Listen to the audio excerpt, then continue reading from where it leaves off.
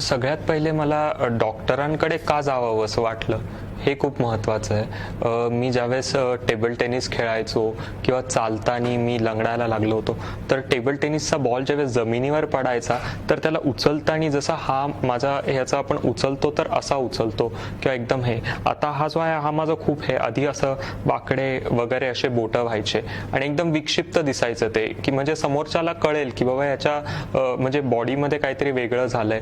त्याच्यानंतर मी जर एखाद्या माणसाशी बोलत असेल आणि माझ्या डाव्या हातामध्ये एखादी जर गोष्ट असेल तर ती मला कळायचंही नाही आणि ती गोष्ट पडून जायची. तर ह्या सगळ्या गोष्टी. त्याच्यानंतर थोडंसं चालताना देखील मला असं वेगळं वाटायचं.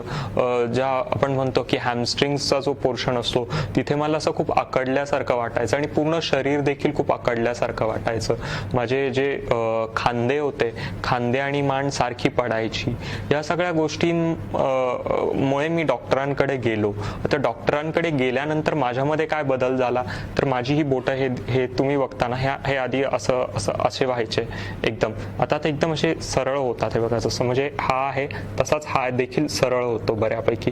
त्याच्यानंतर माझी जी हाताची ही जी रेंज ऑफ मोशन आहे, ज्याला आपण म्हणतो की हाताचं वर खाली होणं किंवा साईडला बाजूला होणं वगैरे, या सगळ्या गोष्टी होणं हे खूप जास्त सुधारलं. आधी मी आंघोळ करताना खूप छोट्या छोट्या गोष्टी, जसं आंघोळ करताना आपण साबण लावतो तर साबण लावताना म्हणजे माझा पाठीपर्यंत हातच नाही पोहोचायचा किंवा साबण लावता लावता साबण पडून जायची. म्हणजे सटकत असेल बट माझी खूप जास्त सटकायची. असं या खूप छोट्या छोट्या गोष्टी होत्या ज्या मी ऑब्झर्व केल्या माझ्या बॉडीमध्ये.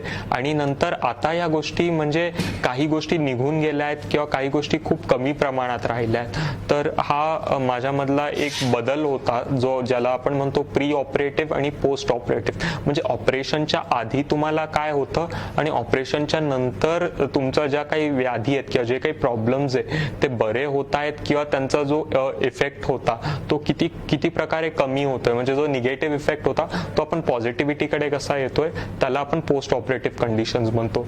तर म्हणजे जर साध्या शब्दात सांगायचं म्हटलं तर मी जर प्री ऑपरेटिव्ह जर तुम्ही मला बघितलं असतं तर कुणीही सांगू शकलं असतं की हा त्याला पॅरालायसिस झालेला आहे का, की हा थोडा पॅरालिटिक आहे किंवा हा एक स्पेशल चाइल्ड आहे ज्याला आपण म्हणतो की विकलांग टाइप्स, तसं वाटायचं. बट आता माझ्याकडे बघून असं सहसा कुणी हे नाही करत किंवा जे माझ्याकडे बघायचे त्यांना असं वाटतंय की हो माझ्यामध्ये बदल होतोय. माझ्या आई वडिलांना, माझ्या मित्रांना, माझ्या डॉक्टर्सला खूप जास्त फरक जाणवायला लागलाय माझ्यामध्ये आणि त्यांच्या सगळ्यांपेक्षा जास्त मला माझ्या स्वतःच्या मध्ये खूप जास्त फरक जाणवायला लागलाय. जसं मी आधी जर बोट आता असं हे बटन आहे, आता हे बटन वर खाली घेता आणि समजा आपण पंखा लावतोय मी, तर पंखा लावताना माझा असं हात थरथर थरथर कापायला लागायचा. आता मी एकदम हे व्यवस्थित बटन बंद चालू लेफ्ट हँडनी करू शकतो. या सगळ्या खूप छोट्या गोष्टी होत्या बट त्या मी एक्सपिरियन्स केल्या आणि माझी बिलकुल इच्छा नाही की कुणीच एक्सपिरियन्स करावं. सो तुमच्यामधले छोटे छोटे बदल हे तुम्ही स्वतः, कारण तुमच्या शरीरापेक्षा जास्त कोणालाच तुमच्याबद्दल माहीत नसेल. सो तुम्ही ते खूप व्यवस्थित साध्या शब्दात सांगू शकता तुमच्या डॉक्टरांना. आणि माझी नक्की खात्री आहे की तुम्ही जर न्यूरोसर्जनकडे गेलात तर ते तुमच्या व्याधी ज्या आहेत त्या स्टॉप तर करतील, पण त्याच्यामध्ये आपण जे काही इम्प्रूव्हमेंट आहे, क्वालिटी ऑफ लाईफ आहे ते आपण नक्कीच एनहान्स करू. तर हा माझा प्रवास होता प्री ऑपरेटिव्ह ते पोस्ट ऑपरेटिव्ह पर्यंत. आणि जर साध्या टक्केवारीत सांगायचं झालं तर म्हणजे माझी जी ग्रिप होती हाताची ती एक 20% असेल, 20-25%. आता अराउंड ती मी म्हणू शकतो की 50 ते 60% आली आहे व्यवस्थित. म्हणजे अजून तर म्हणजे खूप सगळ्या गोष्टी बाकी आहेत अजून. म्हणजे माझा व्यायाम बाकी आहे, फिजिओथेरपी आत्ताशी सुरू केली आहे मी.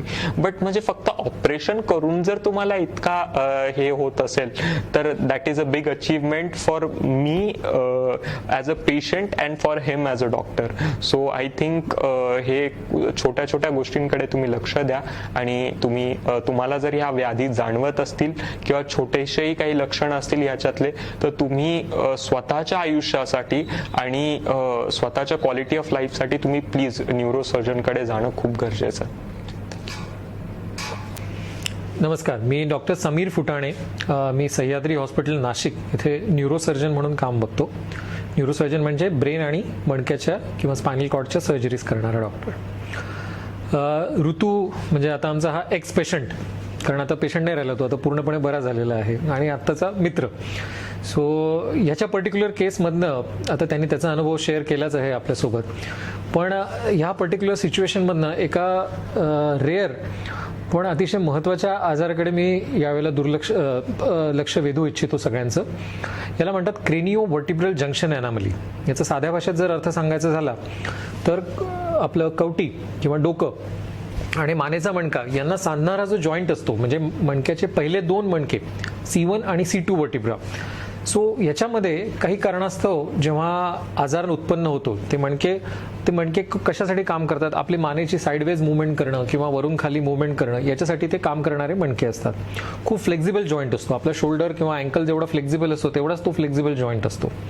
काही कारणास्तव अनुवांशिकरित्या किंवा काही मार लागल्यामुळे, ॲक्सिडेंट झाल्यामुळे किंवा झीज झाल्यामुळे या मणक्यांची एकमेकांवरती घसरण होते आणि एक विचित्र आजाराला जन्म दिला जातो. ते म्हणजे ती घसरण झाल्यामुळे 2 नंबरचा जो मणका असतो तो मज्जारज्जूवरती दाब द्यायला लागतो आणि असा दाब जेव्हा पडायला लागतो तेव्हा मेंदूतनं जो काही साध्या भाषेत सांगायचं जो काही करंट येतोय हातापायाकडे किंवा पोटाकडे, छातीकडे, सो तो हळूहळू कमी व्हायला लागतो आणि पेशंटला काही लक्षणं जाणवायला लागतात. म्हणजे अंगभर मुंग्या येतात, एक बाजू कडक व्हायला लागते, स्टिफ व्हायला लागते, हळूहळू दुसरी बाजू स्टिफ व्हायला लागते, चालताना पायाची कैची लागल्यासारखं होतं, एकमेकात पाय फसायला लागतात, पायातनं चप्पल सटकून जाते, शर्टाचं बटन लावायला जमत नाही, ओव्हरऑल स्टिफनेस राहतो, थोडंसं चाललं की शरीर एकदम दमून जायला होतं. असे सगळी लक्षणं अशा या आजारामध्ये यायला लागतात. आणि हा पर्टिक्युलर आजार असा काही कुठल्या वयाला बांधील नाही आहे. आम्ही जे ऑपरेशन्स केले त्याच्यातला सगळ्यात लहान होता तो 4 वर्षाचा होता आणि सगळ्यात मोठे जे होते ते 85 वर्षाचे सद्गृहस्थ होते. सो असं म्हटलं तर टेक्निकली कुठलंही वय या आजारासाठी काही हे नाही आहे. आजार नक्कीच रेअर आहे, खूप रेअर आहे आणि अनफॉर्च्युनेटली काही कारणास्तव तो बऱ्यापैकी पुअर, म्हणजे ज्यांची आर्थिक परिस्थिती नाजूक आहे अशा लोकांमध्ये हा साधारणपणे आढळून येतो. ठीक आहे, नुसतं चालणं अफेक्ट होतं, बसणं होतं, पेशंट व्हीलचेअरवर जातात, हळूहळू श्वसन प्रक्रिया पण मंदावायला लागते आणि श्वसन पूर्णपणे बंद पडून जातं, कारण इथल्या सगळ्या नर्व्हसुद्धा श्वसन प्रक्रियेला कंट्रोल करत असतात. म्हणून शेवटी हळूहळू तो दाब पडला की हा सुद्धा प्रॉब्लेम त्याच्यामध्ये यायला लागतो. पूर्वीच्या काळी न्यूरोसर्जरीच्या इमर्जन्सीमध्ये अनेकदा श्वास बंद पडून आलेले पेशंट्स अनेकदा याच्यामुळेच असायचे. पण आता कसं आहे, काळ बदलला आहे, त्याच्यासाठी नवीन टेक्नॉलॉजीज आलेल्या आहेत, सर्जरीज डेव्हलप झालेल्या आहेत. सो या मणक्याचं एक ऑपरेशन मान्य मला बऱ्यापैकी क्लिष्ट ऑपरेशन असतं, खूप नाजूक आणि बराच वेळ खाणारं ऑपरेशन असतं, पण ते करून त्या मणक्याला आम्ही सरळ करतो, त्या मणक्याला एक सरळ लाईनीत आणतो आणि त्याला स्क्रू प्लेटनी फिक्स करून देतो. सो जेणेकरून त्या मज्जारज्जूवरती जो काही दाब पडलेला आहे त्याच्यावरचा दाब निघून जातो आणि जरी मज्जारज्जू डॅमेज झालेली असली तरी पण निसर्गाच्या चमत्काराने ती मज्जारज्जूमध्ये बऱ्यापैकी जर रिझर्व उरलेला असेल तर त्याच्यामधनं पेशंटची रिकव्हरी बऱ्यापैकी चांगली होते. जसं ऋतुपर्णाने सांगितलं की it is a quality of life surgery. Quality of लाईफचा अर्थ असा आहे की आपण जे आयुष्याची गुणवत्ता जगतो आहोत ती गुणवत्ता वाढवण्यासाठी कुठल्याही मणक्याचं ऑपरेशन केलं जातं. साधारणपणे मणक्याचं ऑपरेशन करायचं म्हणजे तो बसून राहणार, मग का त्याच्या पुढे झोपून राहावं लागेल वगैरे अशा लोकांच्या संकल्पना असतात. जर झोपून राहायचंच असेल तर मग मणक्याचं ऑपरेशन करण्याची गरजच नाही आहे. सो ऑपरेशनचा उद्देश हे तुम्ही आधी जे पूर्ववत काम करत होतात, जसं आमचा ऋतुपर्णा हा स्पोर्ट्समध्ये ॲक्टिव्ह होता, अभ्यासात ॲक्टिव्ह होता, सो त्याचप्रमाणे पण त्याचं हे सगळं थांबून गेलं होतं. त्याला टेबल टेनिस खेळता येत नव्हतं किंवा त्याला बॅडमिंटन खेळता येत नव्हतं. सो त्याच्यासाठी ही क्वालिटी ऑफ लाईफ अफेक्ट होते आहे. सो त्याचप्रमाणे जे आपली काही क्वालिटी ऑफ लाईफ आहे, आपण काम करतो, शेतात जातो आहोत, ऑफिसचं काम करतो, गाडी, हे जर आपल्याला जमत नाही आहे तर सर्जरी करून जर ह्या गोष्टीमध्ये इम्प्रूव्हमेंट येणं आपल्याला अपेक्षित असेल तर ही कधी पण रिकमेंडेड असते. ह्या जो क्रेनिओ व्हर्टिब्रल जंक्शन ॲनॉमली आहे याच्यामध्ये एक विशिष्ट म्हणजे हा जो प्रकार आहे याच्यात काही म्हणजे अनुवांशिक जे ॲबनॉर्मॅलिटी असतात, जसं त्याने क्लिपल फेल सिंड्रोम म्हटलं, तशा प्रकारे डाऊन सिंड्रोम आहे, मॉर्किओ सिंड्रोम आहे, असे अनेक चित्रविचित्र अनुवांशिक आजार असतात की ज्याच्यामध्ये सुद्धा हे मणक्याचे आजार आपल्याला बघायला मिळतात. बहुतांशी पेशंट्समध्ये रक्तवाहिन्या सुद्धा त्या मणक्याच्या बाजूला गुंफलेल्या असतात, म्हणजे जिथून मणका जातो त्याची जागा बदललेली असते आणि रक्तवाहिन्या त्या चुकीच्या जागी आलेल्या असतात, जेणेकरून ऑपरेशन करायला ते थोडंसं रिस्की होतं, कारण ह्या रक्तवाहिन्या सरळ मेंदूला सप्लाय करतात. सो त्याच्यामुळे या सगळ्या गोष्टींची काळजी घेऊन सगळ्या व्यवस्थित त्याच्या इन्व्हेस्टिगेशन करून पूर्णपणे प्लॅन आराखडा करून प्लॅनिंग करून मगच ते ऑपरेशन केलं जातं. आपल्याकडे आतापर्यंत जवळजवळ 125 पेशंटनी या ऑपरेशनचा लाभ घेतलेला आहे.